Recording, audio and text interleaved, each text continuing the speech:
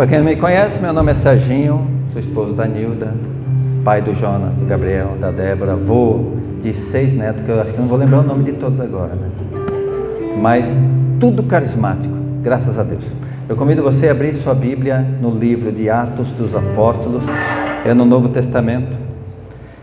Esse trecho que nós vamos ler da Bíblia já é depois que Jesus passou pela cruz, depois que ele ressuscitou. Ele apareceu para os apóstolos e discípulos durante 40 dias, várias aparições, onde ele explicava por que foi necessário que ele morresse na cruz. Atos dos Apóstolos é bem no finalzinho da Bíblia, quase já, acho que é o 5º livro do Novo Testamento. Ajuda aí quem está perto, ajuda o irmão a achar a passagem bíblica.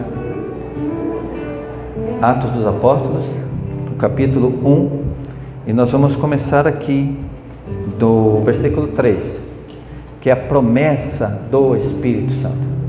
Jesus, antes de subir aos céus, prometeu a eles que enviaria o Espírito Santo sobre eles. E o interessante é que eles já tinham convivido com Jesus 3 anos, tinham visto todos os milagres, tinham ouvido todas as pregações, viram Jesus morrer e viram Jesus ressuscitado. E apesar disso, ainda faltava uma graça para eles. E é nesse momento que Jesus promete, ainda falta uma graça, mas ela vai se cumprir. Achou aí? Atos dos Apóstolos, capítulo 1, a partir do versículo 3.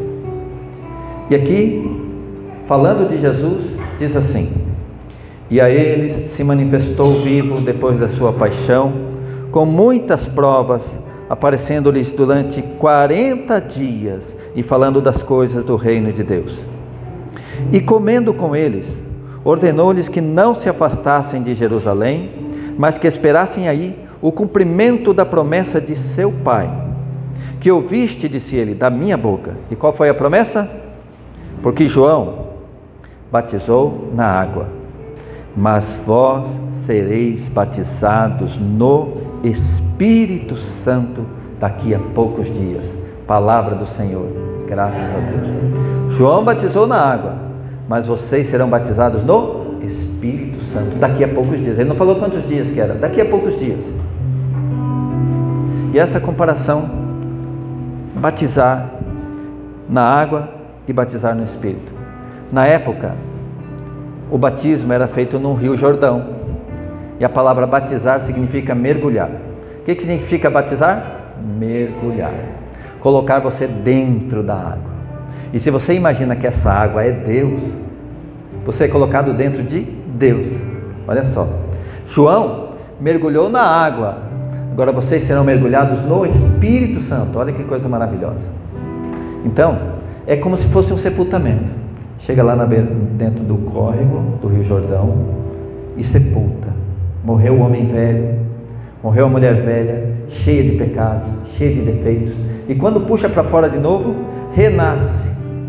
Posso nascer, posso ser um novo homem com o seu poder.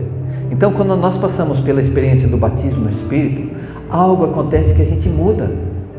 E muda para melhor. Eu quero que levante a mão aqui quem quer ser melhor. Você quer ser melhor? O Espírito Santo pode te fazer melhor. O Espírito Santo pode te fazer santo. Mas deixe-se batizar pelo Espírito Santo. Deixe-se mergulhar nas águas do Espírito. Agora veja aí o versículo 8. No versículo 8 diz, Jesus promete de novo. Atos capítulo 1, versículo 8. Jesus diz assim: mas descerá sobre vós o Espírito Santo e vos dará força. E sereis minhas testemunhas em Jerusalém, em toda a Judeia e Samaria e até os confins do mundo. Então o que o Espírito Santo vai fazer? Vai dar força. E eles vão ser testemunhas. Quando Jesus diz que dará força, significa que eles estavam sem força. Eles estavam fracos. E quando ele diz sereis minhas testemunhas, significa que eles não estavam sendo testemunha. O que é o testemunha? O testemunha é aquele que fala o que ele viu e ouviu.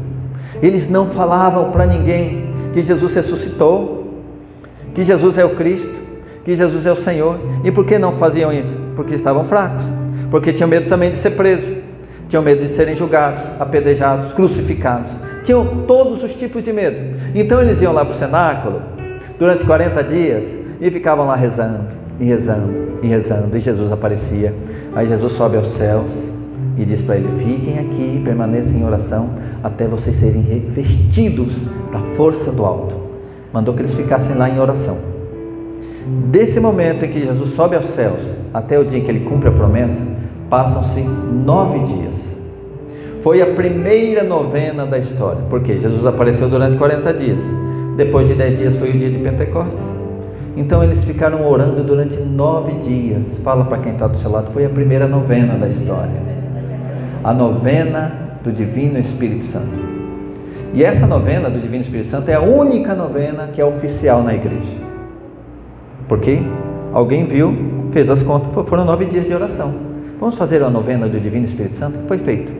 Aí depois foram criando outras novenas, né? Novena de Nossa Senhora, novena do Santo, mas a oficial é a novena do Divino Espírito Santo, porque da hora em que Jesus sobe aos céus até o dia de Pentecostes passaram-se 9 dias, e eles ficaram lá em oração. No primeiro dia eles foram lá, oraram, não aconteceu nada. 2, 3, quando deu 5 dias não aconteceu nada também, mas eles foram lá, oraram, perseveraram na oração. Mas quando chegou o dia de Pentecostes, um domingo, eu quero que você veja aí o capítulo 2, já deve estar aberto aí o capítulo 2. Chegou o dia de Pentecostes, e assim que a Bíblia conta como que aconteceu. Chegando o dia de Pentecostes, estavam todos reunidos no mesmo lugar. Eu pergunto: nós aqui estamos reunidos no mesmo lugar, sim ou não? De repente, veio do céu um ruído, como se soprasse um vento impetuoso, e encheu toda a casa onde estavam sentados. Pergunto: nós estamos sentados? Olha, estamos no mesmo lugar, reunidos em oração, estamos sentados. É muita coincidência. Alguma coisa vai acontecer aqui hoje, diga amém. Fala: ó, alguma coisa vai acontecer hoje, alguma coisa vai acontecer hoje, porque nós começamos pedindo: Senhor, abre o céu e derrama o Espírito Santo sobre nós também. E aí, o que aconteceu? Encheu toda a casa onde estavam sentados. Apareceu-lhes então uma espécie de línguas de fogo que se repartiram e pousaram sobre cada um deles. Ficaram todos, leia junto comigo agora, cheios do Espírito Santo, e começaram a falar em outras línguas, conforme o Espírito Santo lhes concedia que falassem. Palavra do Senhor. Graças a Deus. Lembra que o Senhor falou que eles iam ser testemunhas, porque eles não falavam? Pois é, o Espírito Santo veio em forma de língua de fogo, que é para eles falarem, para eles testemunharem. E eles começaram a falar em outras línguas, conforme o Espírito Santo lhes concedia que falassem. Então aquelas pessoas que estavam ali escondidas dentro do cenáculo, e escancararam as portas do cenáculo, e saíram falando de Jesus para todo mundo, e falando com alegria que Ele é o Senhor, que Ele ressuscitou, que Ele é o Filho de Deus, que eles viram Ele vivo. E imagina a alegria deles, a festa, como que eles contavam aquilo tudo. Algumas pessoas aceitaram a pregação, gostaram. Outras, porém, começaram a zombar deles e dizer: estão tudo embriagado de vinho doce. Começaram a zombar. E assim é a nossa vida de fé. Muitas pessoas nos aplaudem por estar aqui na igreja, mas outras zombam de nós. É ou não é assim? Já era assim. E muitas vezes quem a gente mais espera que nos apoie é que nos critique. Ah, já vai para a igreja de novo? Ah, casa com o padre logo, né? Muda para a igreja. Começaram a zombar deles também.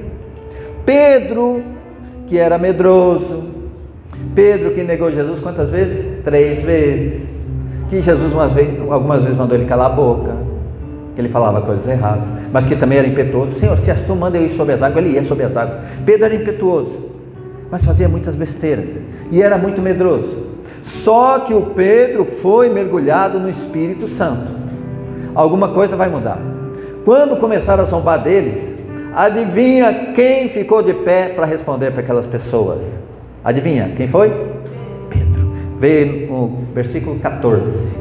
Vamos ver o que Pedro pregou quando ele estava cheio do Espírito Santo, quando ele foi mergulhado no Espírito Santo. O que ele pregou? Diz aí assim: Pedro então, pondo-se de pé em companhia dos 11, com voz forte lhes disse: homens da Judeia, e vós todos que habitais em Jerusalém, seja-vos isto conhecido, e prestai atenção às minhas palavras. Estes homens não estão embriagados, como vós pensais, visto não ser ainda a hora terceira do dia, ou seja, era 9 horas da manhã. Mas aí Pedro começa a pregar. Mas cumpre-se o que foi dito pelo profeta Joel. Ele está dizendo: o que está acontecendo aqui hoje foi profetizado por Joel lá no Antigo Testamento. E sabe o que é que dizia a profecia?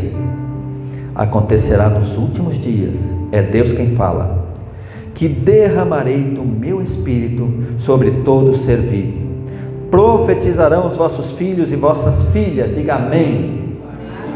Os vossos jovens terão visões, diga amém.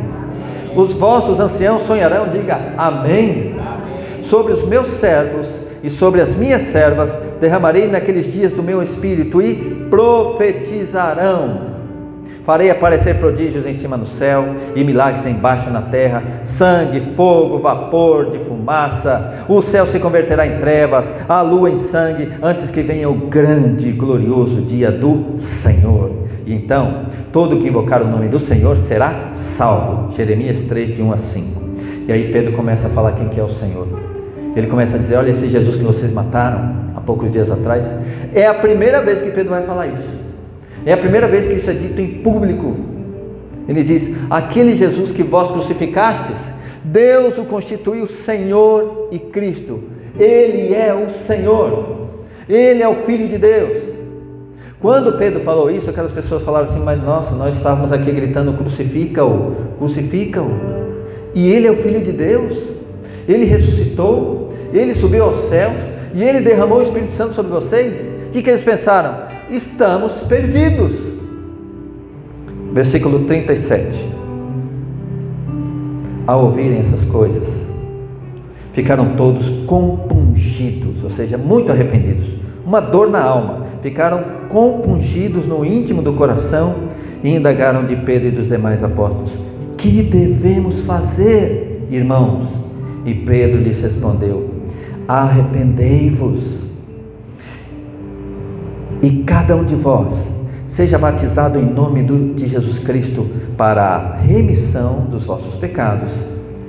Presta atenção agora. E recebereis o dom do Espírito Santo.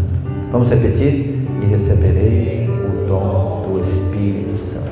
Pedro está prometendo o Espírito Santo para as mesmas pessoas que dias atrás estavam gritando: crucifica-o.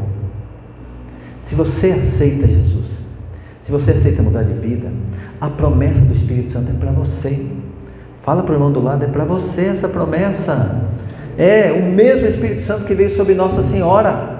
É o mesmo Espírito Santo que veio sobre Jesus no Rio Jordão. É o mesmo Espírito Santo que desceu sobre os apóstolos. A promessa é para vós. Recebereis o dom do Espírito Santo. Aí continua aí, versículo 39. Olha o que Pedro vai falar de maravilhoso. Pois a promessa é para vós, para os vossos filhos e para todos os que ouvirem de longe o apelo do Senhor nosso Deus. E ainda com muitas outras palavras exortava-os, dizendo: salvai-vos do meio dessa geração perversa. Os que receberam a sua palavra foram batizados, e naquele dia elevou-se a mais ou menos 3.000 o número de adeptos. 3.000 pessoas se converteram. Eu estou contando para você o nascimento da Igreja Católica. Então aplaude a tua igreja. Tua igreja nasceu aqui. Nesse dia, o dia em que pela primeira vez alguém disse: Jesus ressuscitou, Jesus está vivo, é o Senhor. E essas pessoas aceitaram isso, acreditaram. Nesse dia nasceu a Igreja Católica. O dia de Pentecostes é o aniversário da nossa igreja. E como que nasceu a nossa igreja? Batizada no Espírito Santo, cheia dos carismas, dos dons, curas, prodígios e milagres, como a gente vê relatado aqui em todo o livro de Atos dos Apóstolos. Esse livro aqui poderia se chamar Como Nasceu a Igreja Católica. Aí você vai ler no capítulo 3, aí está assim: cura de um coxo. Começa a acontecer milagres. Os apóstolos rezam e as pessoas são curadas. Tudo que Jesus fez, eles começam a fazer também. Por quê? Movidos pelo Espírito Santo. Aí depois, aí no capítulo 4, eles são presos, ameaçados, mas não tem mais medo. O Espírito Santo deu a eles uma coragem que ninguém explica. É chamada de parresia. Uma coragem que não tem nada. Você para de pregar o nome desse Jesus, senão você vai ser preso. Aí soltaram, ameaçaram e soltaram. Aí no versículo 23, está no capítulo 4, versículo 23. Diz assim: oração pelos apóstolos libertados. Eles foram lá para a igreja, falaram: gente, nos proibiram de pregar o nome de Jesus, nos ameaçaram até de prisão.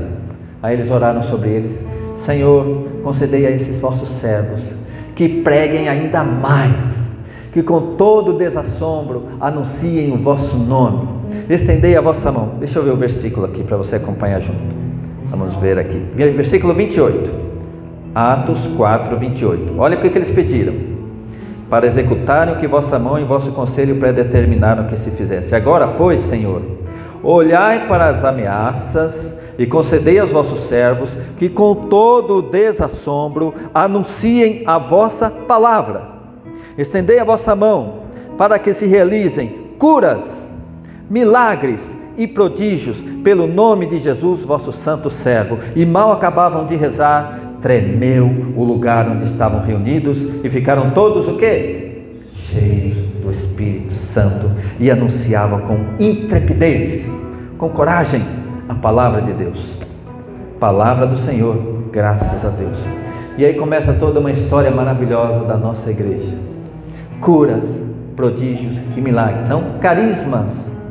Por isso o nosso movimento chama-se Renovação Carismática, porque nós acreditamos nos carismas. Nós acreditamos que o Espírito Santo age hoje, que Jesus está vivo, o Senhor está aqui agora nessa sala. Vamos aplaudir? Jesus está aqui agora, está aqui conosco, vivo. O Espírito Santo enche esse lugar. Há uma unção de Deus aqui, irmãos. Essa unção enche esse lugar. E se você ler o livro de Atos dos Apóstolos inteirinho, é só narrativas de curas, milagres, prodígios, coragem, pregações, conversão e o nascimento da nossa igreja. Se você quiser, você pode acompanhar os vídeos que eu estou postando no YouTube contando essa história. Daqui até o dia de Pentecostes tem um vídeo por dia, lendo esse capítulo, esse livro de Atos dos Apóstolos. É uma história maravilhosa, a história de São Pedro, a conversão de São Paulo e tudo que ele fez. Conheça a tua igreja, leia Atos dos Apóstolos. Pois bem, nós estamos reunidos aqui porque essa graça ainda acontece hoje. Assim como na Bíblia tem 2 São Pedros, um Pedro antes, que negou Jesus 3 vezes, que era medroso, que se calou depois da ressurreição, ficava lá no cenáculo escondido, com medo dos judeus, dos romanos. E um outro Pedro depois do Pentecostes, que nós acabamos de ler aqui. Daqui para frente é outro Pedro. É um Pedro cheio de coragem, é um Pedro cheio do poder de Deus.